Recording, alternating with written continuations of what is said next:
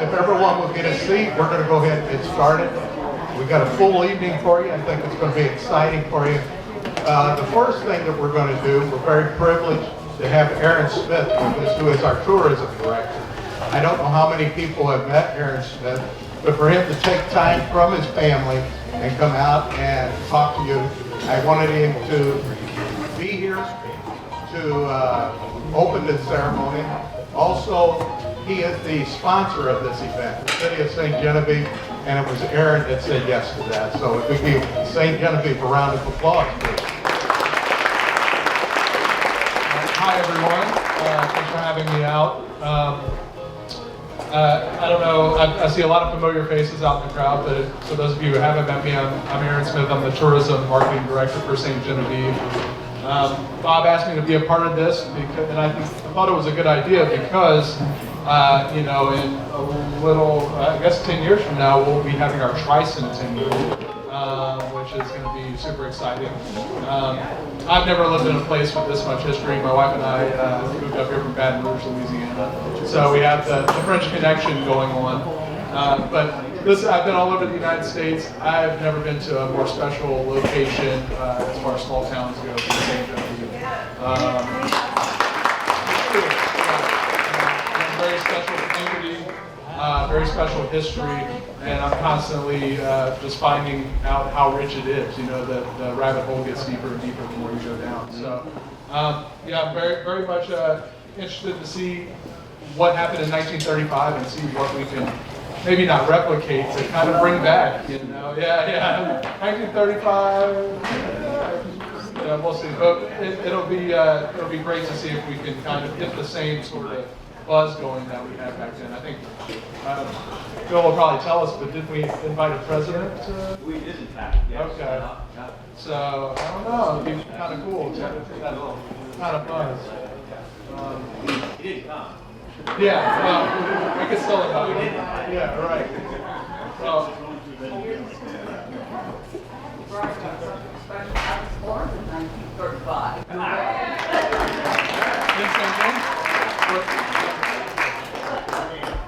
So I guess I'll go ahead and pass this on to Bill so we can get started.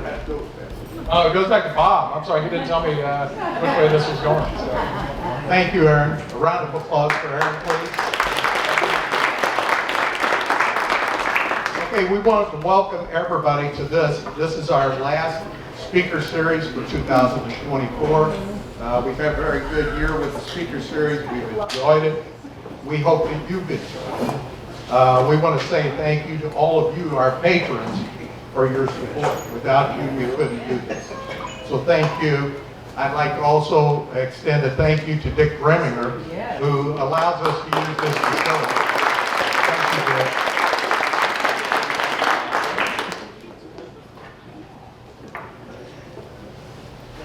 As always, we make an offer to everybody here this evening. Could I see a raise of hands for everybody who is a member of the St. Genevieve Museum? A lot of them. For all of you that are not members, we make this offer every time we have one of these events. If you're not a member, the price you paid to get in this evening, you can apply it to a membership. We'll take it off your membership and apply that money to the membership. So if you'd like to join, please do. With the membership, you can come to all of our presentations throughout the year with additional charge. And there's a lot of other benefits with it. We also want to announce that this Saturday, the 14th, we will be hosting the Santa Bash from 11 to 1 over at the museum. It's a photo with Santa. After that, you get to make an ornament up in our conference room and make a Christmas list, and that will be sent to Santa. And Bernie, I can't take your 3 pages that you brought in today. You got to come Santa with the rest of it. We'd like to announce future speaker series also, so you know that we're starting up for 2025. On January 15th, we're going to have Paths, Trails, and Rails. And that's going to be Jesse Francis. He's with the National Park Service. And he's going to tell us, I don't know what's in that presentation. I just know the name of it at this point. but he'll be talking about I'm sure the trails in St. Genevieve and St. Louis and all around the area in Missouri. On January 29th, we're going to bring Bob Bueller back. Thank you, Bob. And Bob will be talking about quarries in St. Genevieve County, stone quarries, marble quarries, copper mine quarries, some early lime quarries, and God only knows what else he's going to throw in there, but it's always interesting. Thank you, Bob. And on February 19th, we have another historian, Mr. Baker. I saw Jim. There you are, Jim. Jim's going to talk to us about what the tour guides don't tell you. Won't tell you. And correct me if I'm wrong, I put down that he'll be presenting notorious people and events that have taken place in St. John. Is that fair to say? Underside. You can't get more interesting than the underside of St. John. So with that said, we're going to move on. I want to just announce that we're still working on a lot of other presentations for 2025.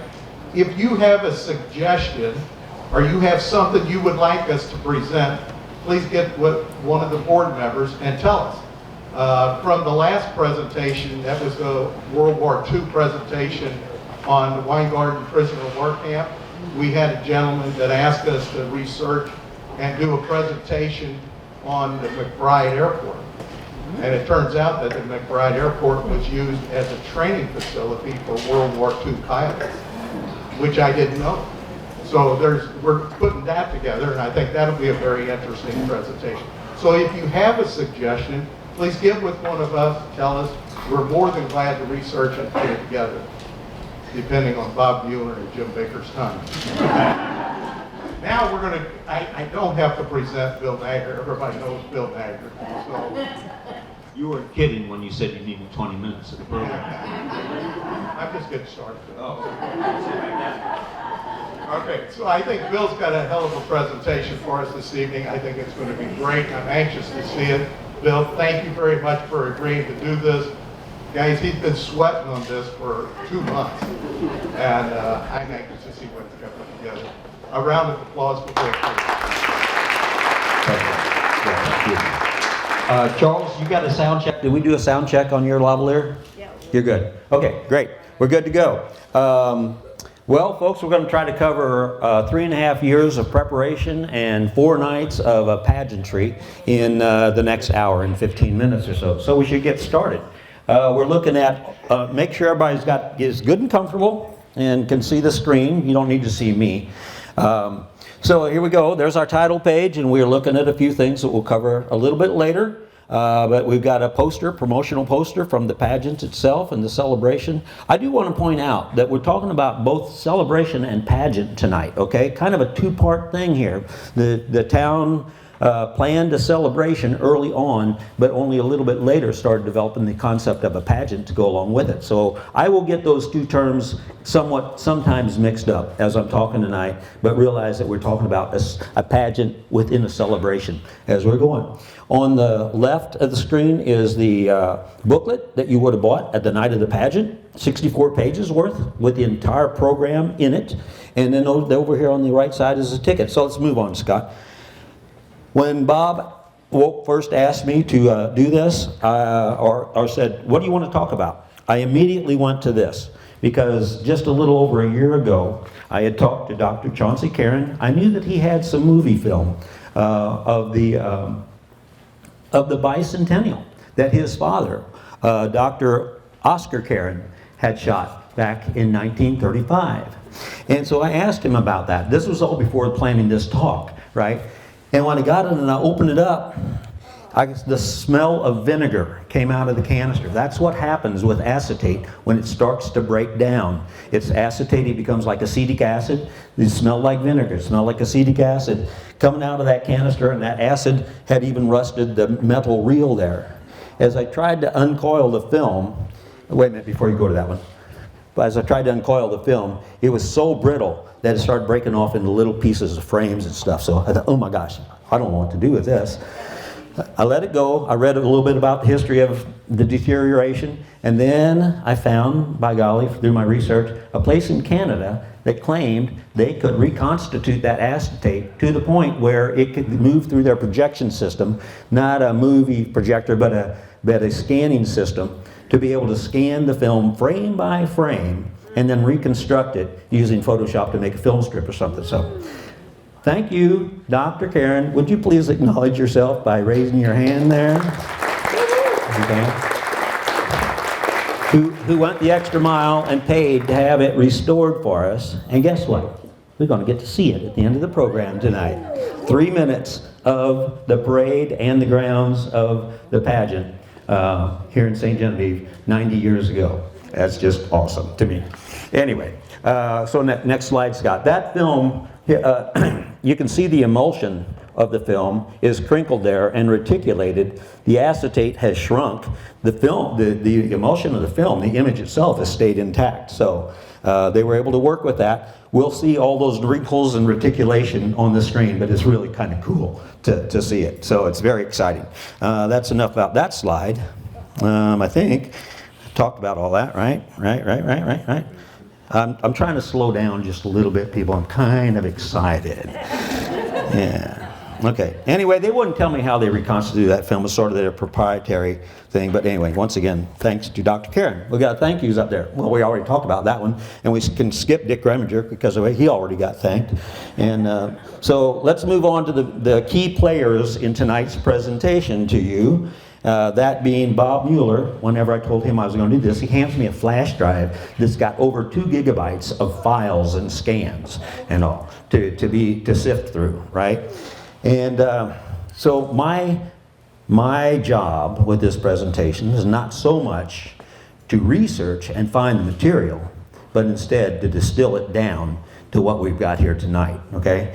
And we can't possibly get it all in. We'd be here until midnight tonight if we tried to cover all the stuff between Bob Mueller and then my next best archivist, Carolyn Bach over there, who spends her Wednesdays in the basement of the museum with Tom Greminger. I don't know what all they do over there, but nonetheless, that's their gig on Wednesdays, and they are going through all of this volume. Oh, there is so much stuff, people, at the museum and in the archives that needs sorting out, needs a database created, and that's what they're working on. Well, Carolyn turned her attention to this talk about 8 weeks ago, wouldn't you say? That you started, and so she was sending me emails and scans regularly to make this going. Carolyn, thank you so much for your part in this.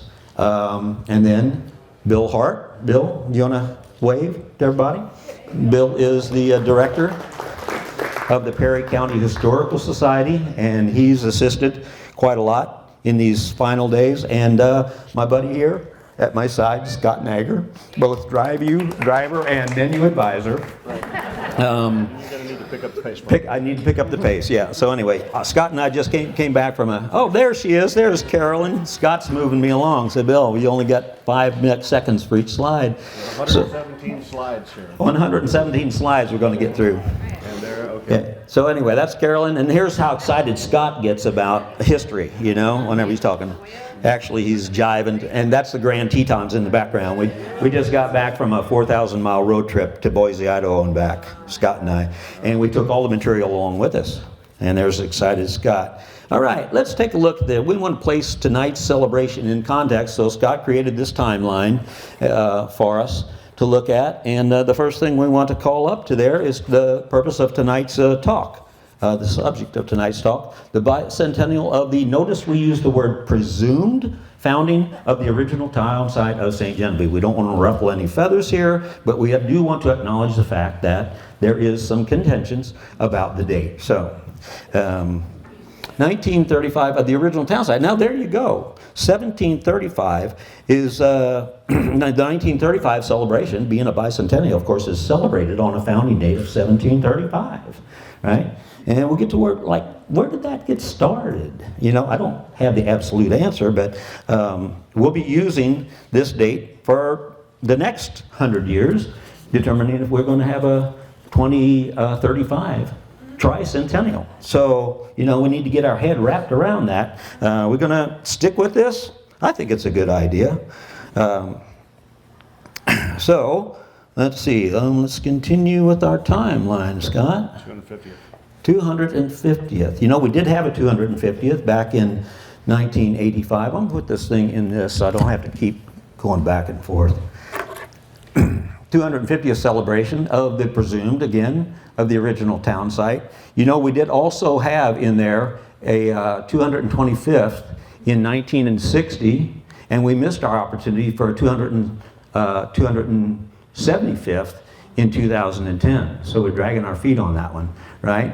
But here's some images from the 250th. If you were around for that, I was. And just to point out, most among the other things, this lady right here is Mary Rozier Sharp.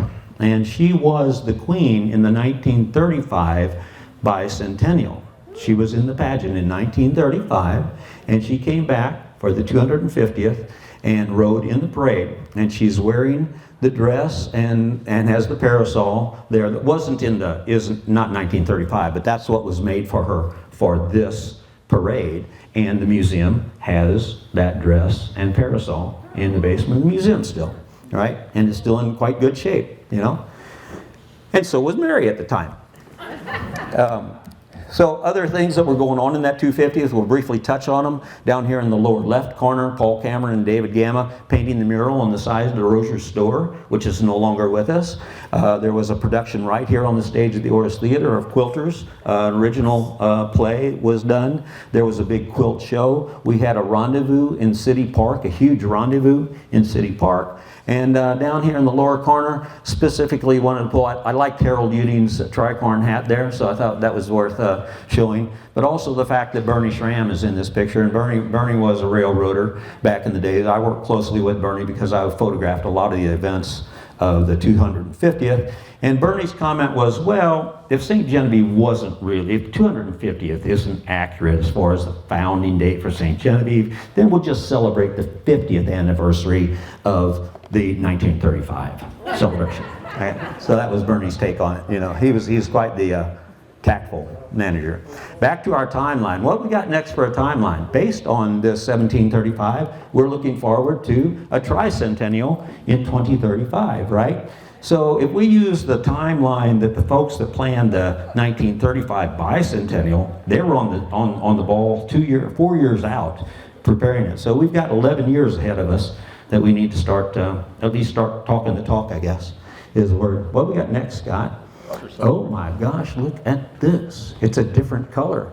And why is that? Well, because this is the centennial in 1885 of the presumed founding of the new town site.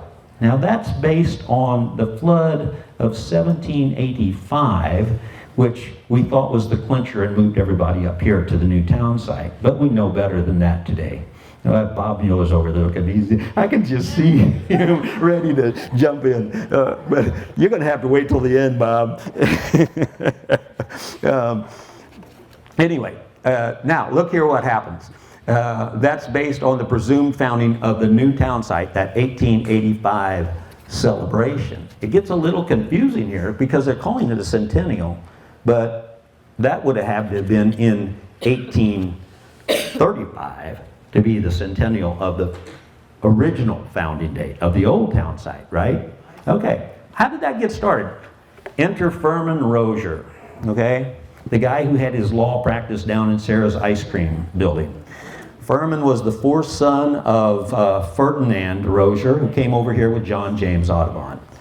And Furman, in 1885, was the orator at the celebration, of the 1885 centennial celebration, right? And he delivered this oration, lengthy oration, that then became part of his book. But look at some of the things that he's got printed here. The 150th celebration, so he's not calling it the centennial, he's calling it the 150th celebration of the founding of St. Genevieve. So with 150, he's still talking about 1735 with that date, right? Okay. down here, giving a full history of St. Genevieve, the first permanent, we've heard this all before, first permanent white settlement west of Mississippi, delivered at the city of St. Genevieve, July 21, 1885. But he's talking about 150th, so he's talking about the original 1735 founding date with that. Yet he delivered this at the Centennial celebration, which was the celebration of, we'll say, l'année de grande eau, the year of the great flood, right? 1785.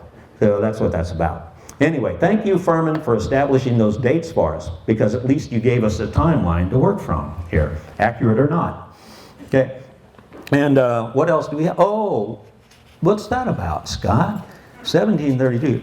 We'll get back to this, right? Okay, all right. So let's move on and let me get through my notes here. By golly, we've covered a lot of ground already. We're on 12? Okay, great. So this is what we're working towards. This is what the community is working toward. This is the final closing scene on the fourth night of the pageant. It was called the Grand Ensemble, where the entire cast shows up on the stage of the pageant. 1,200 people, count them.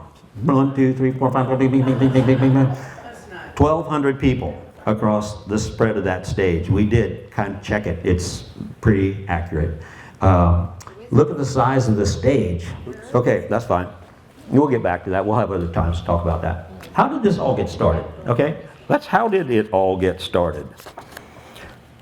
Moving on. The earliest thing that Bob Mueller gave me that I could find that had this little article out of the St. Genevieve Herald, December the 12th, 1931, so we're 3.5 years prior to it. It says, after some discussion regarding the 200th anniversary celebration in 1935, it was decided that preliminary plans would be taken up by the Chamber of Commerce in the near future. Okay? And in that same paper, same issue of the paper, there's this article, the Missouri Ozark C of C takes action on St. Genevieve's anniversary. And what they're saying here is there was 25 different counties represented in this Missouri Ozarks Chamber of Commerce organization, having membership, and, notice in yellow, a large delegation of St. Louis businessmen who own outing resorts in the Ozark territory. So, at this one meeting, here's 25 different Chamber of Commerces and a bunch of St. Louis businessmen all hearing about this. Among the matters of vital importance in this same article acted upon at the meeting was the consideration of a celebration and the founding of St. Genevieve, which will take place during the year 1935. This was given enthusiastic support of all members present and was regarded by the convention, this is this Ozark group, as a matter of statewide importance. In view of this fact, the following resolutions are adopted, but now we're talking about not just a local or even regional thing, we've got statewide recognition going on here with these Chamber of Commerce members. So here's the resolution. Whereas historians are agreed that beyond peradventure of doubt, beyond a shadow of a doubt, the old village of St. Genevieve was established as the first permanent white settlement in what is now the state of Missouri in 1735. Thank you, Furman. Thank you, Furman. Because it was all Furman that got us on this roll here. All right, moving on. And whereas, this is still part of the resolution, the historical importance of this event concerns not alone the present little city of St. Genevieve and its immediate environments, but to the whole state of Missouri. Which is what we wanted to show there. And whereas this Ozark Chamber of Commerce intends to participate in this proposed celebration of this person during the year of, my gosh, now we've got Jesus on board, in the year of our Lord. So, you know, this is going to be a huge success, right? That's moving on. And it goes on. So this is now therefore, by petition and otherwise, we should induce the Postmaster General at Washington, D.C. to have an appropriate postage stamp designed and printed in commemoration of such event. Yeah, well, that didn't happen, I can tell you, okay? But the committee that was working on the postage stamp committee, they tried, and there was a lot of correspondence, again, in the basement of the museum. There's such a volume of information about this celebration. That's why it was kind of tough to call this out. Ooh, can I read that? In the fair play, this is December, now we're in 32, not 31 anymore, so we're jumping forward a year here. State of Missouri make an appropriation to the Chamber of Commerce, St. Genevieve, to carry on their bicentennial celebration. It was taken up after discussion. It was decided to ask the legislature for appropriation of $10,000. You got to have money to run a festival, right? At this time, it was suggested that the various organizations of St. Genevieve, I'm jumping down to the bottom, various organizations of St. Genevieve asked to give this matter their support and use whatever influence they may have through their legislative committees to have this appropriation granted. So now we've got all the organizations of St. Genevieve working to try to get this $10,000. Ooh, what happened? The state gives St. Genevieve Bi-Centennial Committee $5,000. Bewailing and some interesting stuff here is bewailing the unjust attitude of Missouri's General Assembly, apparently forgetting that St. Genevieve's bicentennial appropriation, and then down below, St. Genevieve has been awarded the $5,000 for the centennial. Governor Park of the bicentennial, this is important, in signing Governor Park, Guy Park of the bicentennial, creates the St. Genevieve Bicentennial Commission of 3 members from our community. I can tell you right now that the article says that we asked for the $10,000, and in fact we did get the $10,000, but the second $5,000 came later and a lot closer to the date of the celebration.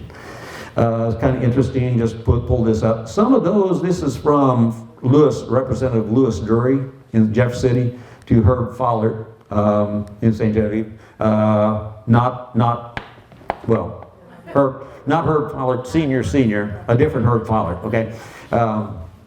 And it says, it's kind of interesting, Carolyn caught this one, some of these old birds are very close, in other words, real tightwads.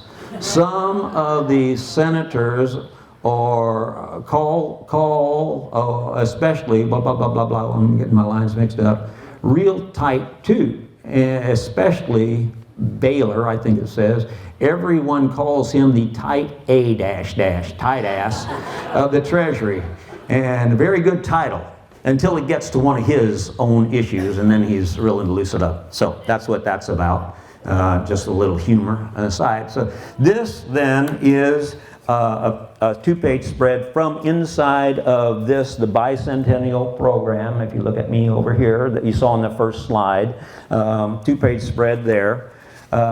It's just to let those people, this is what was sold for the bicentennial pageant, right? In the year 1935 was printed for that. How many copies? 50,000 copies of this, I think, printed, and there's still several of them in a box at the museum. I'm sure they'll sell them to you for a price. Anyway, this explains everything basically that we just went through, in words, but of course the governor had to get his picture taken with sporting his glasses there. And then these are the 3 locals. There's Herb Follert, and this is Francis Rozier. Their positions in St. Genevieve and on this 3-member commission, and there's John Schwent. So we can move beyond that one. Here is the Bicentennial Committee, the men's portion of the Bicentennial Planning Committee. And each one of these guys had was sitting on various subcommittees to make it all happen. There's Rozier again, and there's Follert. We've got names for all of these guys. We don't have time to go. Looks like everybody got the memo from the photographer about where to look on the table, except for Alvin Petrican over here. Alvin was the publisher of the St. Genevieve Fair Play, right, Bob? Petrican was Fair Play, and Ernst was the Herald. I think I'm right about that. Immaterial at this point. What slide are we on, Scott? And here's the ladies. 26, okay. Here's the ladies, auxiliary of the commission. I'm going to catch up in my cards here while you all scan the page there, 26, yeah. So this is the ladies' auxiliary, and they all had theirs. Most of these, we're going to see that in the next slide, right? Yeah, let's see the next page. This then again is from the program. It shows who those ladies were. We do actually have their names in order according to the, not here, but we do know who's who in the picture. But you can see it here, they were from various different groups within the community. I'm curious why there wasn't a women's club up there, Carolyn. I mean, was it not formed yet? Oh, it wasn't. The women's club wasn't there. Okay. Thank you, Kathy, for that.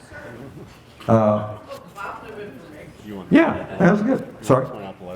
I do. One thing I want to specifically point out here is the library club. And with that, I'm going to make a little diversion in the talk here and talk briefly about, oh, there they are.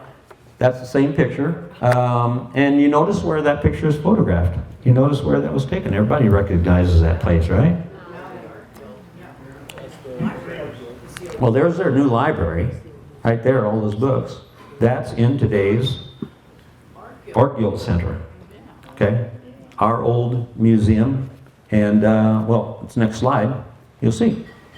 Next slide, please. Yeah, it is. There we go. This building was built for the 1935 Bi-Centennial, specifically. It's one lasting memorial that we have to the 1935 Bi-Centennial, and you can see that it shows both the sign for a museum here, but guess what? Right over underneath the awning there is the word library behind the Art Guild's sign, carved in the stone there is the word library. Can you back up a second, Scott? Thanks. Yeah, other things of note here is I wanted to point out two other things. We're going to get to this cornerstone right here that was laid in it, but also right over here, this little plaque. That plaque was put there during the 250th in 1985. And what it says is that there's a time capsule buried down here in the dirt. And it instructs us that are here in 2035 to dig it up and see what kind of goodies are in there. I hope they put a good bottle of wine in there to be well aged by then. But anyway, they specifically mention 2035 on that plaque.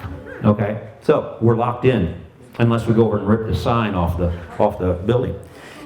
So here's the laying of that cornerstone, which happened on June the 30th, 1933, and Bob believes this man right here, Bob Mueller, believes this man to be his grandfather, John A. Mueller. Don't you see the resemblance? Yeah.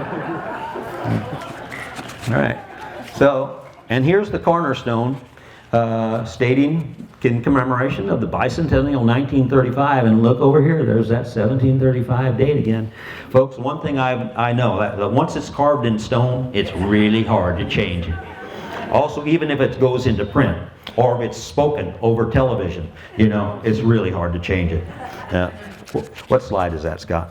This we're on 34 now. 34, okay. So there's just another exterior view. I don't think we need to revisit that other than move on to the men's committee back inside, same building, back in the same corner. This is the library end of the building. We don't have any pictures that shows the museum's end of the building, but it's all within the same room, right? And there's the men's committee looking at, and we did this so that we can show you what their jobs were. Here's the Bicentennial Celebration Committee. These are the names of all the men that you just saw in that picture. And look how it's broken out into all these subcommittees.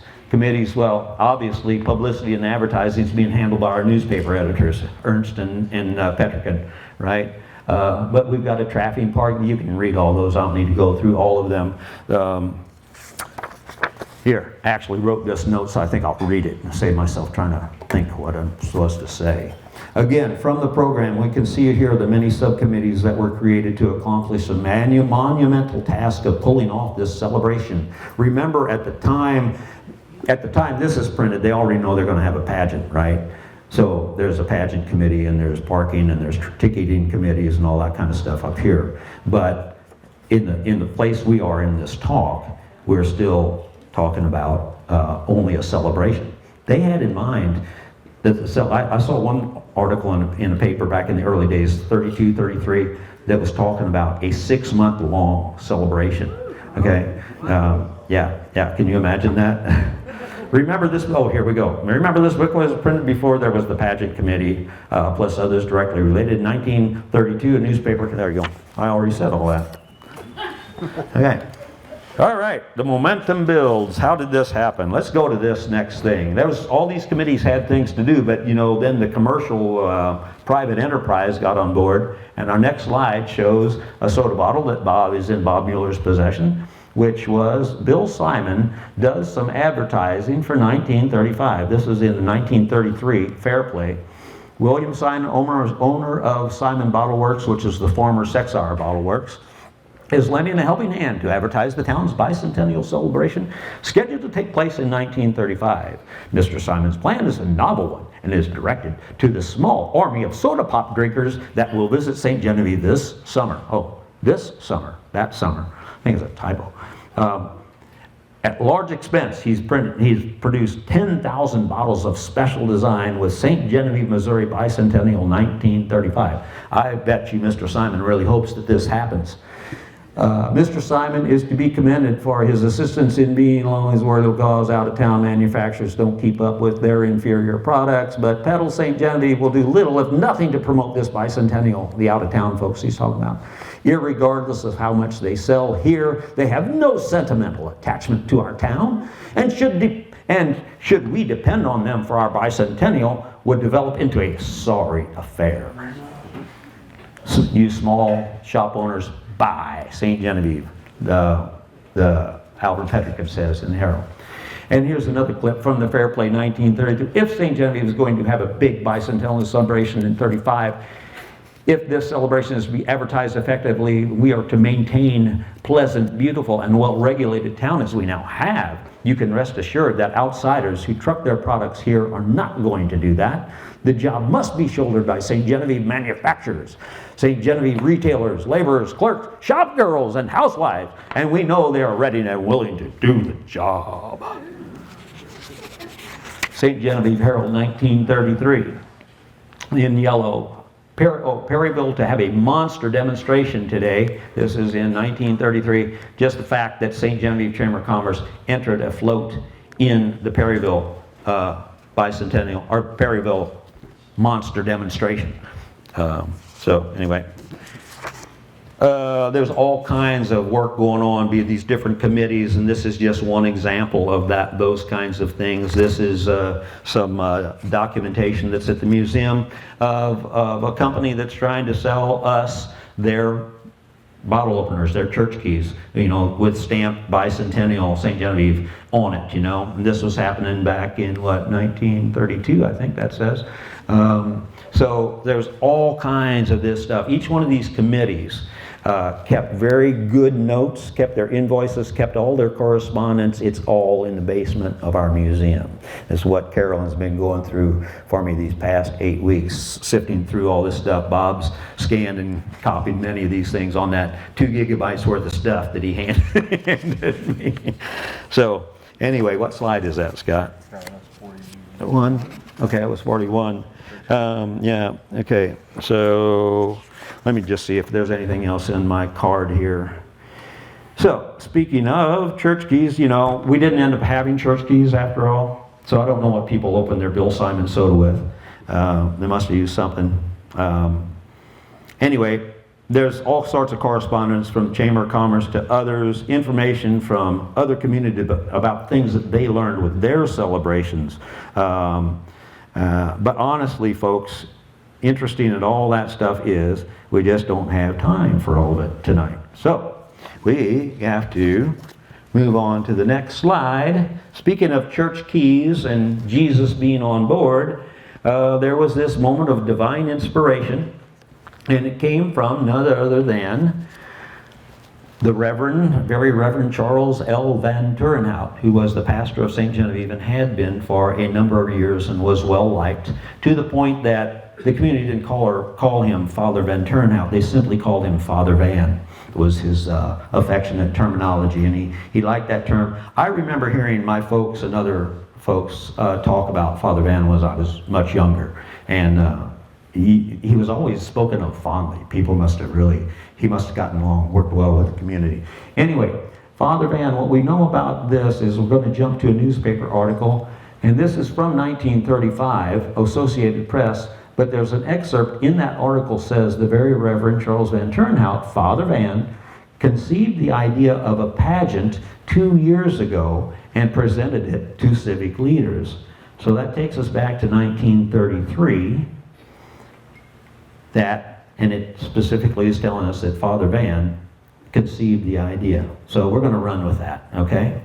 And we're going to use Father Van as, I'm going to use 2 priests here as kind of the bookends for the remainder of most of the rest of this talk here, because what happened next was that Father Van knew a guy. He knew a guy. And that guy was the Most Reverend J.B. Platisha a pastor of the Church of Assumption in St. Mary's Seminary in Perryville, Missouri. And look at what his accredited, go back to that slide a minute, Sean. Author, organizer, and director of our pageant, the Mother of the West, also produced and directed the pageant 100 Years of Progress at St. Mary's Seminary in Perryville in 1927. So no doubt Father Van knew of this guy and had worked with the Archbishop and to say, well, let's bring this guy on board. Maybe he can do the same thing for us. So let's see that next slide. There he is without his glasses. Okay. Anyway. All right. Next slide. So this is from his program, his 1927 Perryville program. Look at here. They had skyscrapers in Perryville back then. And the next slide. And this is the second page. This is the cover page inside that program. It was in celebrating 100 years between 1827 and 1927 of the Church of the Assumption in Perryville, Missouri. 100 Years of Progress. So here's a few images from that, and these images come from Bill Hart. Thank you, Bill. Some of the pageantry. This was done very much like, these look familiar, don't they? Look at this, even a waterway with some canoes on it, and a stage, and a queen, and a cross. Uh-oh. This is going to be switch Wi-Fi channel. Are we in bad shape there? I don't know. We'll see. Okay, let's see if we can move on. Okay, so Letitia had a track record, and he had to break it, right? He had to do a better job on ours than he did for Perryville. So here's from the Fair Play 1935, 2000 to be in a pageant cast. Letitia outlines episodes at a committee meeting.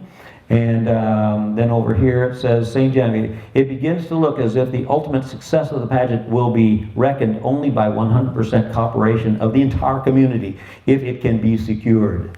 You know, when you consider that there was 1,200 people in the pageant, that was roughly 2/5 of the population of St. Genevieve in 1935, which is around 3,000 or thereabouts, somewhere in that. And in his outline over here, I'll just mention briefly that when he talks about this, the outline that he knows it's going to be a 4-night pageant, but he hasn't finally locked in the themes for each night yet, or at least the titles of the nights. So let's move on, Scott. We just threw this up here as an example of some of the other stuff that was going on. I talked about some of these things. Notice that there was brochures. This, we'll see pictures of these things momentarily, so I actually won't. There's just advance tickets, 14,000 seats. Okay, here's the brochure that the chamber used to send out to other chambers of commerce and anybody that was asking for information about the pageant. Now that they know they have a pageant to plan for, they print these 25,000 promotional brochures, fits in a business size envelope, give them out, pass them out to every business person in St. Genevieve, send them out to all the chambers of commerce. Let's see some more promotional stuff. This is an invitation, very nicely printed invitation. I think something like 255 of these printed. Going to representatives, the president, Chamber of Commerce presidents around the state of Missouri, I think. But let's go on. Anyway, this is different. There is that flyer that we saw at the very beginning. Once again, just to point out, celebration and pageant with changes of the program every day and evening. So it wasn't the same thing that you were going to see each night. Each day had its own activities, and each night at the pageant was its own theme. We'll get to those things. 4 big days. Here, finally, we got the names of the 4 nights, the 4 days. St. Genevieve Day on the 19th, that's Monday the 19th. St. Louis Day on the 20th. Missouri Day on the 21st, and finally Nations Day on Thursday, August 22nd of 1935. Special train, folks, every day out of St. Louis via the Frisco line, leaving Union Station at 5:30. And you could come down, you could get to the pageant, you could come back, catch the train, be back in St. Louis at 12:30 a.m. That same night. They also had a train that ran out to the Lead Belt, doing the same sort of thing. So, that's to draw down. They had to have an audience, right? Everybody in town was in the show somehow or another, right? So we had to develop an audience some way, and we already know about all these business people were that early 1931 chamber meeting over in Ironton, right? And all these St. Louis business people that have hunting ground over in the Lead Belt. So let's get them down here. That's a pretty good audience for us, right? So here's some tickets. Reserve seat tickets. There was what, 8,000 seating for 4,000 people, okay, for this pageant. 14,000. 14,000, thank you. 14,000. We'll get to that. But anyway, 8,000 reserve seat tickets. So if you want to buy a reserve seat ticket for 83 cents, you can do that for Thursday, August 22nd performance at 8 p.m. Here's one for August 19th, 83 cents. These are all 83 cent ones, okay? All right, moving on. Here's an official souvenir. What I love about this is that we actually get to see what the Indians look like that came down here, you know, and there's a log cabin back there that says the trading post at St. Genevieve in 1735. I hope it says 1735. Moving on. You're on slide 59, by the way. No, thanks. Okay. And then the Chamber of Commerce put out this little brochure or flyer. It had some nice pictures of the Indian mounds. It had some of our historic houses in it and all. And so they were doing this as a souvenir booklet. It's probably about 5 by 7 in size. Notice they spent Le Vieux Village wrong here. And Vieux is incorrectly spelled there, but inside is correctly. And then this is Mayor Harry Petrikin's own private enterprise. He did his own little history of St. Genevieve, which is mostly like his personal recollections of St. Genevieve. Pretty much no photographs in this one. So anyway, go ahead. All right, now we enter into the celebration and pageant itself. All righty, that's Monday, August 19th. This is St. Genevieve Days, August the 19th. Look at all that was happening. There was a consecration of the church, and then a solemn high mass at the church at 10 o'clock, a banquet for the visiting clergy. Look at the afternoon program from 2 until, well, they don't say until when. What they do say is they have all these various units as part of the afternoon celebration. And you get finally down here to the 8th unit, dedication of the new library and museum, which was completed in 1933, by the way. Time permitting. Time permitting. Well, time did permit in the afternoon to get this done, and they did have that dedication. I do want to point out just a few things. The band concert, there's an opening by the Mayor Petrikin. Mayor Petrikin, yep.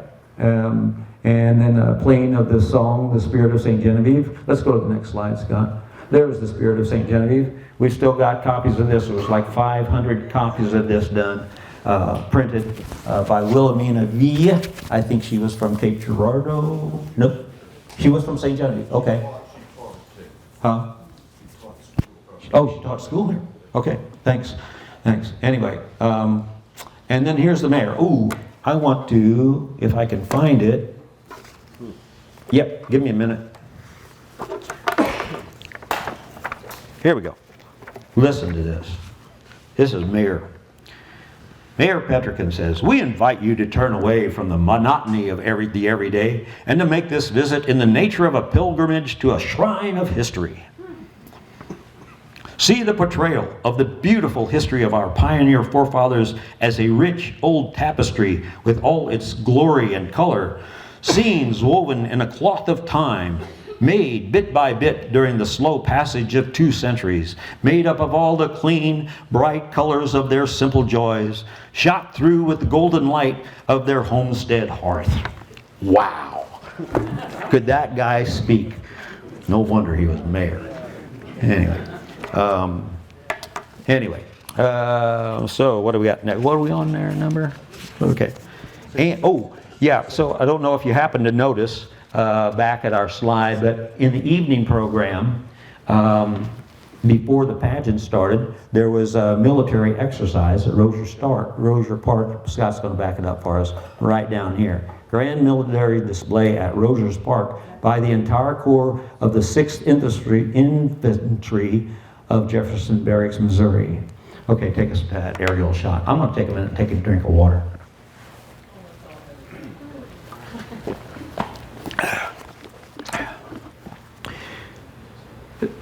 How many people know where Rozier Park was? Okay. Rozier Park was situated Basically, start with CVS Pharmacy, the old Klein's Medicaid building, okay? That corner, the intersection of what is 4th Street. Here's 4th Street coming from downtown St. Genevieve, heading out, right? And right there, that road is what we call Rozier Street, that becomes M Road when it crosses Highway 61. Highway 61 would be just right about there, okay? So 4th Street becomes Center Drive and then goes on out and becomes Highway 32. So right about there is where today's CVS sits, right? And then Bosler Funeral Home and Shoot Plumbing that way, and on this way. This little wedge right here is where the American Legion Hall sits now. So does that help you to get your orientation, right? Some really interesting things about this. This is called Rozier Park. What was it called before that, Bob? Grovey Park. Grovey? No, Grovey's Grove. Groby's Grove was the name prior to it being called Rozier Park. There's the baseball diamond. That it was always there. They held any number of events at Rozier Park. But in this case, here we've got all of the 6th Infantry servicemen set up in tents, and there's the officers' tents, we presume, since there's fewer of them. Other things of note, here's the latrines, and you can see the pathways that have been burned to the latrines, right? On 4th Street right there, that's the parade going by. Those are the floats going by in the parade. And then down here we've got, you can see some bands or the infantry. These guys, these soldiers, there was 1,100 of them that came down from Jefferson Barracks. They were here for the 4 entire days of the celebration, and they participated in this. They did the drills, 2 drills, the one on Monday evening. They had another drill on Tuesday evening at 6 o'clock. They were actually in the pageant. When we see the American flag, there were a lot of those characters in the American flag scene. So I think there's enough to be said on that one. Then look at this.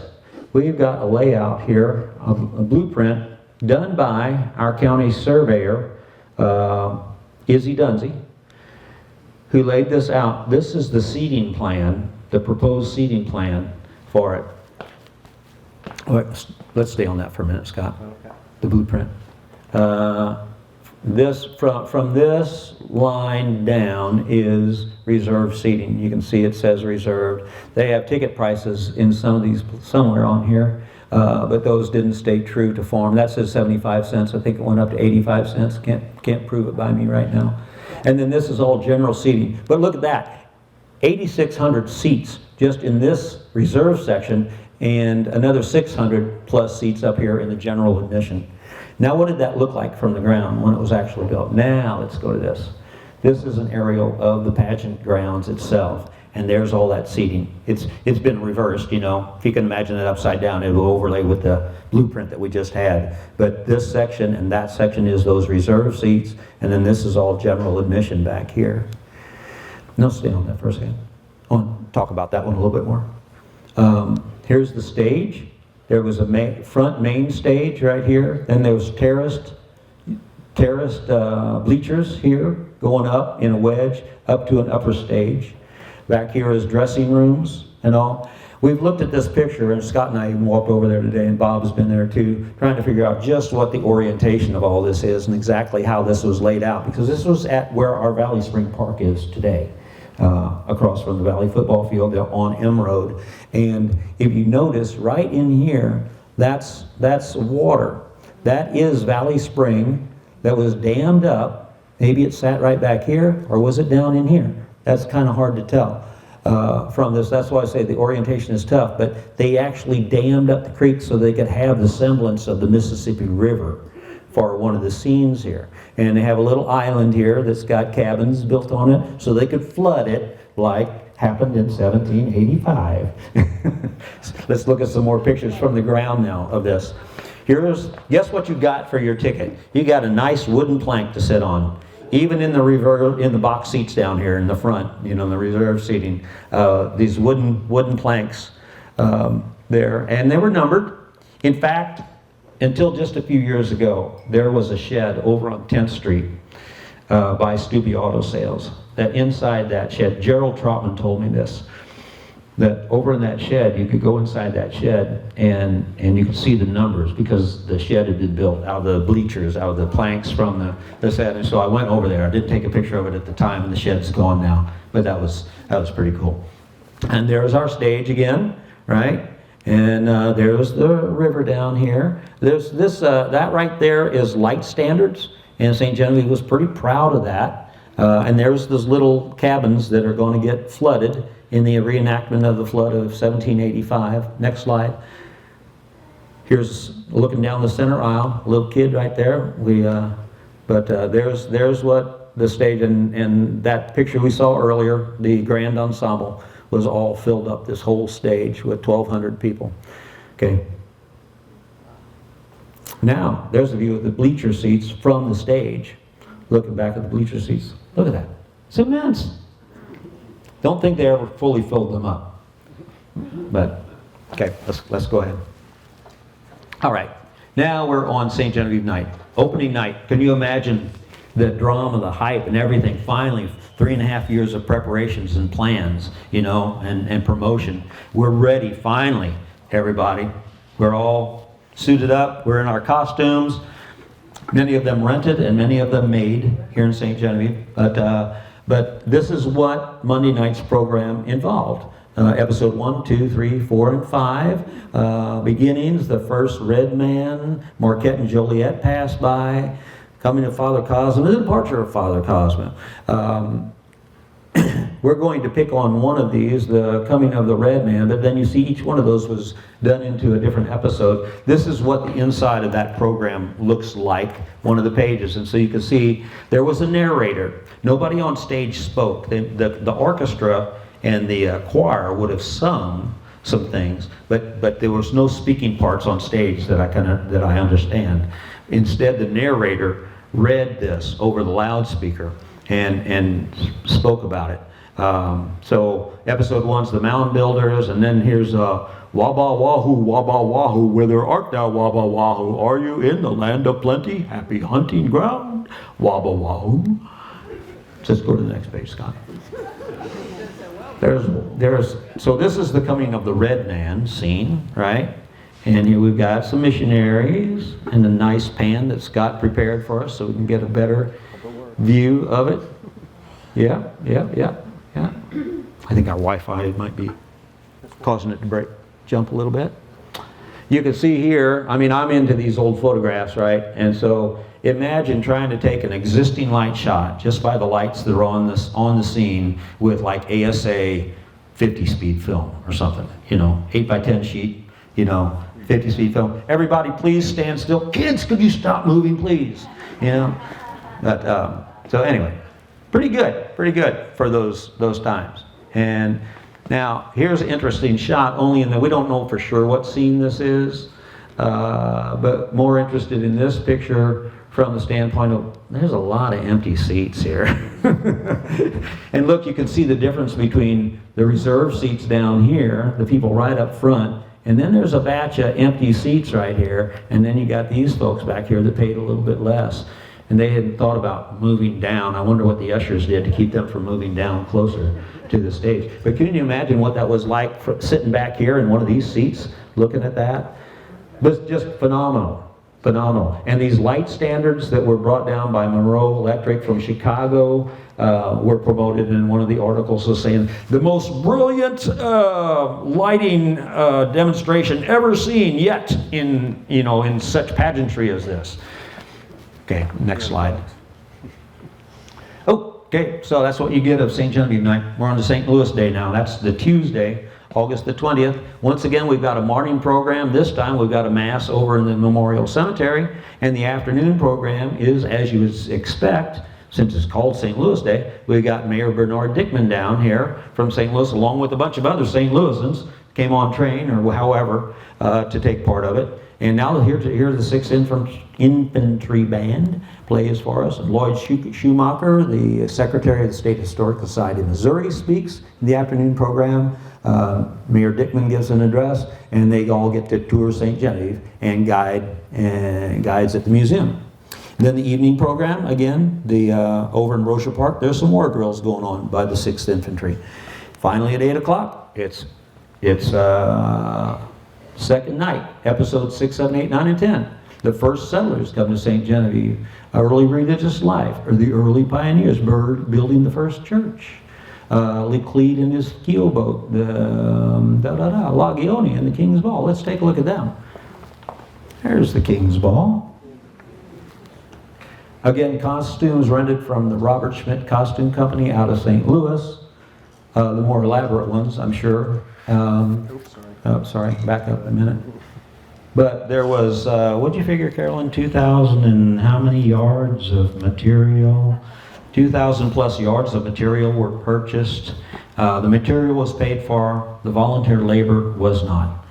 But, so there's a lot of people sewing costumes to get ready for this. All right, here's the orchestra. Okay, I'm going to refer to notes on this one. We think, or at least we're going to say, that this is a Mr. Popping who was hired to direct the orchestra. And they started rehearsing some of these things back in June, maybe earlier of that summer. There was a few, chances are that many of these, of the orchestra members here were hired union musicians from St. Louis who came down to perform. But most of these folks in the back, well, there's Sleepy Sexar, Dave Sexar's dad, I recognize him. And then, you know, I'm sure there's others, but there's my dad. In 1935, he was 24 years old. Yeah, handsome devil, isn't he? Hey, go back to that one, bud. And then this cutie here, that's Sis Hunkins, Sis Sexar. One of the only sister of all those funny named Sexar brothers, Sleepy, Funny, Beans, all those guys. Yeah, and Grandpa, my father-in-law. Anyway, that's Sis, and she married Bud Hunkins, who had the bowling alley in the basement of our city hall. Bud's Bowl, it was called. So anyway, little sideline there. Okay, we're on to Wednesday, Missouri Day. This is a big day. Notice there's no morning program. Why? Because this is the day of the Bi-Centennial Parade, which will form at Rogers Park, right?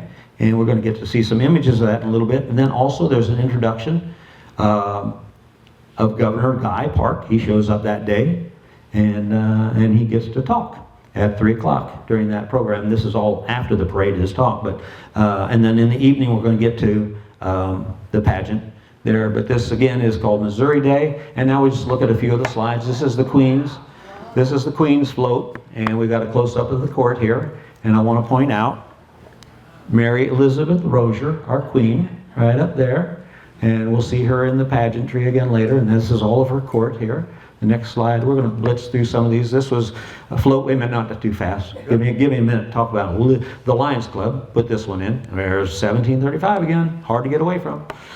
Okay, moving on. Cape Girardeau. All right.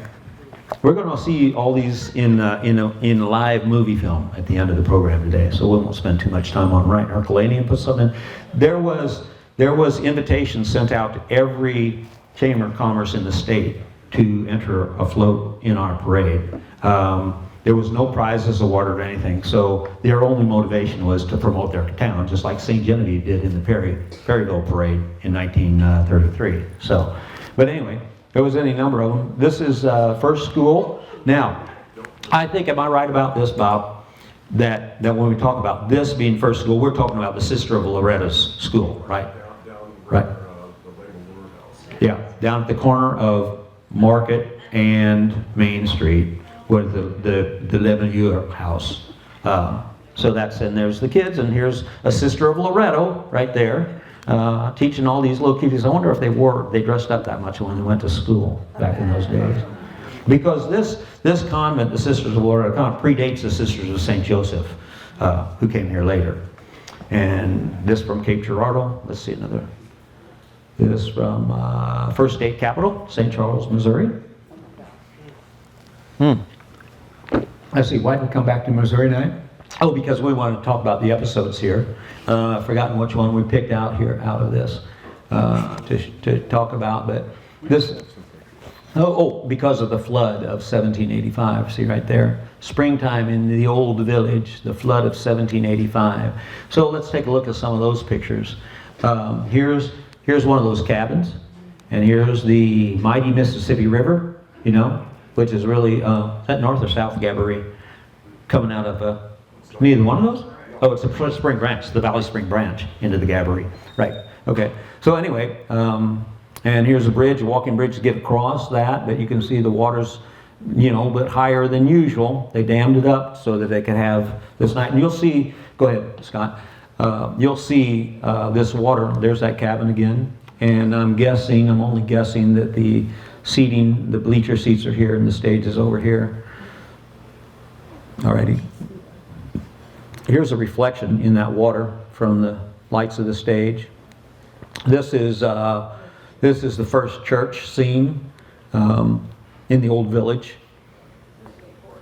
Cute little angels there. Got their own little cameo shot. Alrighty. And we got more angels.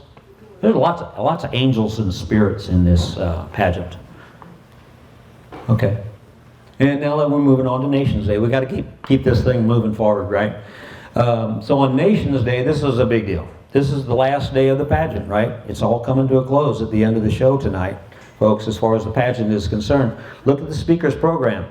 We've got Harry S. Truman, United States Senator from Missouri, is here to give a talk. And as long as his cohort there, Bennett Clark, also Senator. Then we've got some music. And here's Renee Whaler of Chicago, the Council for France was here also on that day. So here they are. This is the night, that Franklin Roosevelt had been invited to. Franklin and Eleanor were invited to come, but in fact, Father Platisha went to Washington, D.C. and had an audience, along with some other St. Genevieve dignitaries, with the president for 15 minutes at the White House to personally invite him to come. And they later on found out that he couldn't. But guess what? He spoke to the crowd opening night over a special phone line that cost $400 to install so that he could talk to the crowd, the audience, on opening night at the beginning of the, what'd I say? Closing night. Oh, I meant the opening of closing night. That's what I meant to say. Yeah, thank you for that correction. And so that's how that evening started, with an address and it says, Franklin Delano Roosevelt will open the pageant on National Night, Thursday the 22nd, by talking from the White House over a wire to the pageant grounds, where his voice will be amplified and broadcast. Give me a minute. Take a drink. Oh. Okay. Good drink. All right. Here he is. Can you imagine sitting there in the audience and all of a sudden hearing your president talk to you? The history of the town of St. Genevieve eloquently testifies to the fortitude of those pioneers who built their homes on the western bank of the Mississippi and wrested minerals from the hills, furs from the forest, and a plentiful harvest from the plain, who merged their varied nationalities in a mighty effort to carve an American nation out of the western wilderness. We admire that Christian courage which refused to be daunted by Indian depredations and massacres, by a gradual change in the course of the Mississippi threatening the destruction of the settlement, or by the disastrous flood of 1785. In due course, through the rugged efforts of our predecessors, the hostile Indians were pacified, and the restless Mississippi, far from annihilating the community, provoked a providential removal of the church and other buildings to a better site where the village could expand and flourish. These triumphs over affliction are characteristic of the spirit of our early Americans. Although the problems which confront us today are of a different sort, I am confident that you have not lost the stalwart qualities of frontier days. It is with a full appreciation of your past that, on this occasion of your Bi-Centennial celebration, I extend to you my hearty wishes for a happy and prosperous future. Can you imagine what that must have been like? Oh, we did, by the way, try to use AI to mimic the president's voice to read that, and we didn't like it, so I thought, I'll do it. So back to National Night, August the 22nd. This is a Thursday. The president's just finished speaking, and now everybody's riled up and excited. And we go into the final 5 episodes of the pageant, bringing us finally to the culmination at the very end here. We're going to jump to images of the grand ensemble. I think that's what we have next, right? Oh yes. Before we do that, we got some great. That's the Queen. Yes, that's the Queen's crowning. There she is. The Queen with, look at that train that she's got on that dress coming down the stairs there. Notice this, okay, we'll have this one. Here she is in a studio shot. This is Miss Mary Elizabeth Rozier, the Queen of the Bi-Centennial. By the way, she happens to be the daughter of Francis Rozier, the banker, who sat on the steering committee with the governor. So, go figure. All right, and so there she is. And here she is come back for our 250th celebration riding in the float. Wow. Same lady. Isn't that cool? Yes. And here is in National Night, an American flag made up of about 600, I think I read, soldiers from the infantry, the 6th Infantry, along with some, I think the wording was fair young ladies or something like that. Anyway, okay, I think we can keep it moving. And now this is good. Oh, I've got to get to my notes for this one. What are we on, Scott? 107. Cool. Moving right along. What time is it? You're doing great, bro. All right, keeping it moving. Okay. Oh, yes, I got to go to the program now. Okay, because we didn't get too much readings out of this, but I want to read to you. This is the last scene of the last night, of the last day of the last night, and the last scene, and it reads like this. The narrator would be saying,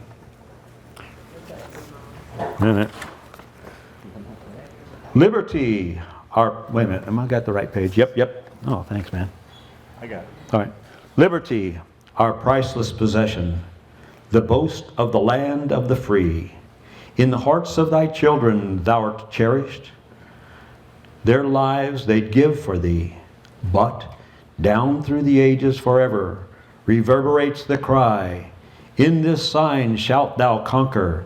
Behold the cross in the sky. How about that? Cool little bit of technology, right? Yeah. They did that with lights, though. Yeah. They turned on a spotlight to illuminate the cross right there in the final closing lines. Okay, so we got grand ensemble. Oh, golly, we're at the epilogue of the program here. Woo-hoo. Thus closed the final night of the celebration after nearly 4 years of planning. Can you imagine the relief that was felt? Well, the pageant and the celebration came out in the black. After expenditures of nearly around 21,176 and 10 cents. They had 2,262 and 46 cents left over, which the Chamber of Commerce decided in September, let's throw a community party over at Rozier Park. We'll get a bunch of hot dogs and fix them up, and we'll get the sex artists to provide a bunch of soda, and we'll get a bunch of ice, and we'll have a big party over there, and the whole community come out. Everybody was involved in this anyway, so we'll just have a big old party in September, which is what happened. Yeah, I don't know if they spent all of that money, but no. Oh, here's some other things to take note of. Where are... Bottom of the left pages. Yeah, over here of interest. I mean, this is a balance sheet, and Carolyn got into all this and figured out how these things matched up with. There's still handwritten receipts for so much of this stuff in those files at the museum. There's so much information. I mean, there's some real interesting lines about it. Look at this light. The lights cost $1,500 to come down from Chicago and set up these light standards, whereas the sound contract was $300. And there's a charge for oxen in here. There's the secretary's salary, the narrator's salary for $75. I never talked about that popping, did I? I forgot to talk about him. I wasn't consulting my notes. Anyway, there's many things that we didn't cover here tonight, folks, so don't feel like you're missing out. And we like I say, we'll be here. We need to come back. We actually talked about splitting this talk up into 2 nights, one just being the preparation and the other half being about the pageant. But I'm glad we did it all tonight, so I can go home and drink a beer. Anyway, what you want? Yeah. Got to get on. Right, look at this line item right here. There's our Reverend J.B. Platisha. They paid him $500 for all his hard work. He wrote a lot of what was there. Father Platisha given $500 Bi-Centennial gift. It was a gift. It wasn't a contract with him for writing the Mother of the West, director and author of the pageant, Mother of the West. So a lot of the words were his. There was other parts of it written by others. But anyway, look what happened here. This is our friend Bill Hart. Pulls up this stuff down in Perryville. Ex-Catholic priest and bride in far west honeymoon. Platisha and Miss Roberta Siebert of Paris, Missouri, married September the 10th at the former secretary's home. She, Roberta Siebert, was Father Platisha's secretary for a couple of years during working on this. Yeah. And so they're off in the far west on a honeymoon. And look when it was. It was in September the 10th. I mean, what is that? 2-3 weeks after the pageant closes? Right? Ex-priest and bride settle down.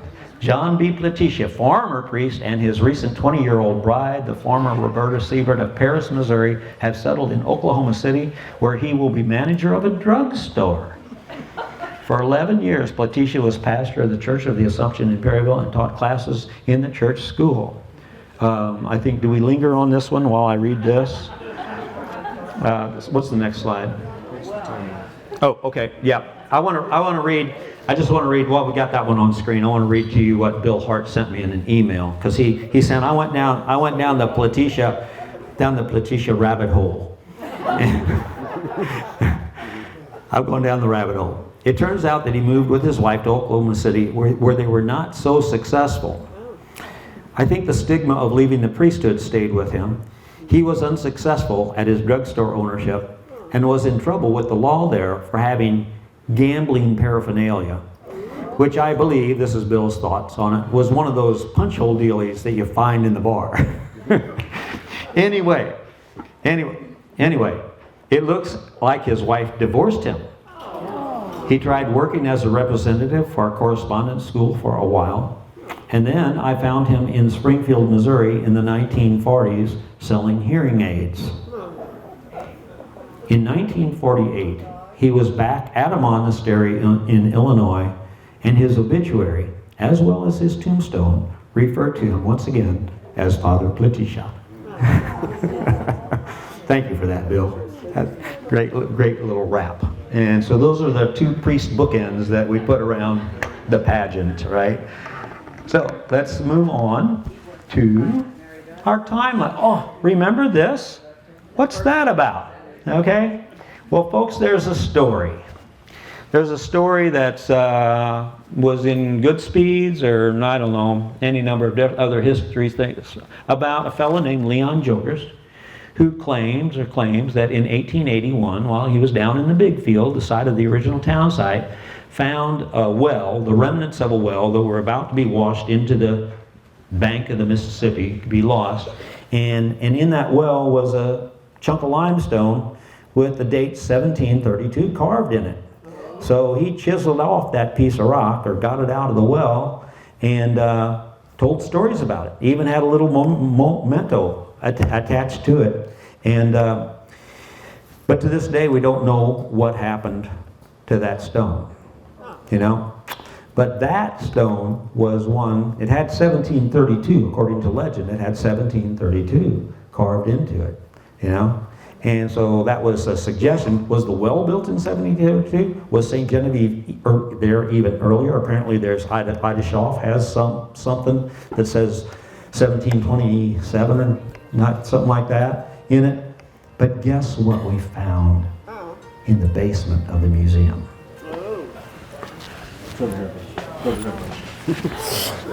Oh!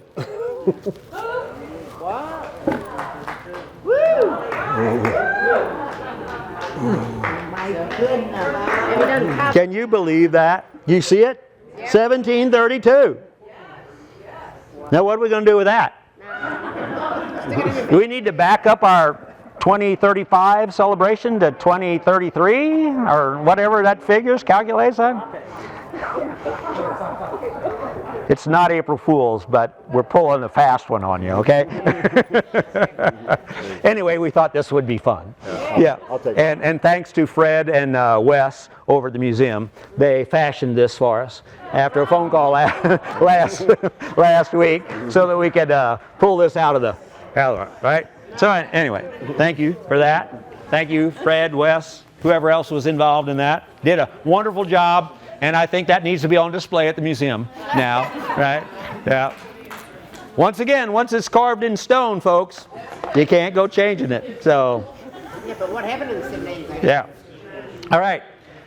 Hey, it's showtime. Thanks to Dr. Chauncey Cairn. Dr. Chauncey Cairn. Let's watch the movie. This is fun.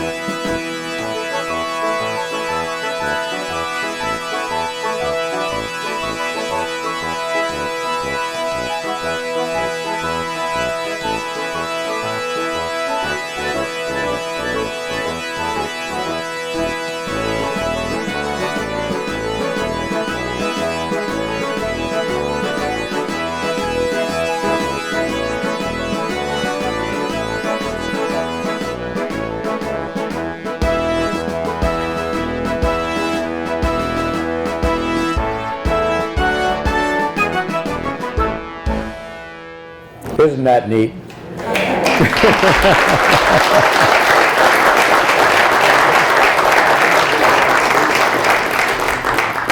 Thanks, Chauncey. That's great. So great to get to see that. So I'm not sure that I'm in a position to answer questions, but I guess if anybody's got some, I think there's enough historians here that we can. Is anybody? I have one. Yeah, Jill. Was it one of your relatives that was the narrator of the pageant? Not to my knowledge. No, it wasn't. It wasn't. Yeah. So? Show that airplane, there was an overhead view of downtown St. Genevieve during the parade. It's a mark we use it for looking at how houses were. Oh. Well, the view of Rozier Park showed the parade, showed the floats on 4th Street. Something different than that one? Oh, okay. Yeah, it may have been in your files. I just missed it. So, yeah. Anybody else? Questions? Comments? Yeah. Oh. When I look back at the history of our town, there's really two events that brought this town. Here, take that. In our history, there's really been two events that brought the whole town together. One of them was this Bi-Centennial, and the other was 1993 Flood, yeah. Sometimes adversity brings the town together, and sometimes it's celebration like this. When you think about how much work, volunteer efforts there were willing to do this, the whole town had to get behind it. People rented out rooms for people to stay in the house when this was finished. So it was the town came together. Yeah, absolutely. Yeah. Like I say, there's so much supporting documentation in the museum, you know, for all this stuff. You know, that cost $1 to rent a room in someone's home, you know, for the Bi-Centennial and those sorts of things. I have one little disclaimer I just want to throw out there in case anyone heard my interview with Don Pritchard on Focus talking about tonight. I had misquoted something, and that was that I was looking for some reason why Father Van might have gotten behind this pageant concept of 1935, and I said in the interview that I thought it was because he was celebrating his Golden Jubilee, his 50th anniversary in 35, and that was inaccurate. That was not the case. So that's just my little tidbit. Always got to keep history straight, right? You know, don't want to put out any rumors. So, all right. I guess anybody else, if there's no other comments or something, I'm going to thank you all for coming out. Oh, sorry. Mickey? Having read all of this, you had to have been fighting hard not to fall asleep. Oh. If you read the script? Yes. Yes. Because just keep in mind, people coming out standing on stage in costumes. Very little action, no diet, no, just narration going on. And you're looking at these cameos of all these people. That's pageantry. That's what pageantry is, you know. And yeah, it's a little tedious when you start reading. And it's also a little politically problematic. Yeah. What do you call it? The cringe fest? There's a lot of things in there. Like, you know, references, different kinds of references and stuff. But you can read it. You can read it for yourself. What would you say to the organizers of the next one? Yeah. Take study this one and don't make those mistakes. Bill, you might mention in the newspapers for the time period, they listed all the cast. Oh. Yes. Yeah, I think I did Bill copies of those. Maybe we should give them to the museum. That might be a nice display. My mom told me she was I thought she was amazing, but she wasn't. No. You know, that brings up another thing that I know I've had conversations. There's so much information out there about St. Genevieve. This is, you know, preaching to the choir here. We know how rich a community we have here. And we've got so much information in so many different places. To try to pull it all together is hard to figure, you know, where's the repository? You've got a Perry County Historical Society. where everything gets, I guess, dumped. But I've got a collection of images from Betty Boop Dunsey, you know. Bob's got so many, you know, whenever I had the photo lab, people bring things to me to have copied for their family members. And okay, I'll make a copy of this for myself. Yeah, for sure, you know. And that's how I acquired so much of what I have. Since now Bob's our resident historian, and people are bringing stuff to him and to Jim and to, I mean, just go around the room, and then we've got all of our different organizations that keep their own scrapbooks of things, you know, and there's good information in there, you know, and goes on and on and on, you know. It's like, we've got the Mecker Library at the foundation, we've got the museum that's got so much stuff. Sometimes you guys don't know what to do with all, do you? You know. Absolutely. Like where does all this go? So anyway, yeah, Mickey. There is a portrait of all of the cast that was done in 1935, a oil painting, and you can, his dad was there, and you can recognize it that it was him, along with the other 1,500 people. You can recognize John Kedding in that painting? Wow. He was a character, I mean, he was an Oh, right. Yeah. We're familiar with the painting. There's two of them, actually, and they're almost identical, by the same artist. One of them was gifted to the museum in 2001, Carolyn? Yeah, pretty, in the last 2 decades. So that's some of the stuff that's kind of fun. Like while Carolyn was going through all these files in a Tupperware thing looking for information about Bi-Centennial, lo and behold, she found a folder in there that was the provenance of a lot of those things, you know, of those items that are at the museum. It was buried in with some other folders, you know. So new treat to come out, but anyway. Okay, well, thanks. I hope this didn't get too lengthy for you. We want to thank everybody for coming out, and especially Bill. This was not a small chore for him. And I guarantee you, it's been keeping him up for at least 2 months, probably. But they've done a great job. We really appreciate all you coming. And again, if you'd like to extend or buy a membership on your way out the door, you can apply your cost to get in to see me to that membership. We'll take it off the membership price. Thank you all for coming. We look forward to it. Final show for us for this 2024. We look forward to 2025. And again, if you've got a suggestion about something you'd like to see a program put together on, please present it to us. We'll research it, give it to Bob, Bill, and Jim, and Carolyn, and Tom, and everybody else involved with it. You really don't know how much work is involved in what Bill did. I mean, it's not just a week of work. It's a number of weeks. To pull all that information together, and thank goodness he had resources like you and Jim, Carolyn, Tom Greminger, everybody that was involved with it. So thank you very much. And we said in the future, we're looking at Bill's photo labs and some of those old photos he's got. We'd like to have him come over and do another presentation with us and just put the photos up and have the people in the audience participate in that and say, yeah, I remember that. Yeah. I remember Sextire's ice house where we crawled up the chute and got the ice. Yeah. I owe you for a couple blocks. Oh. Yeah.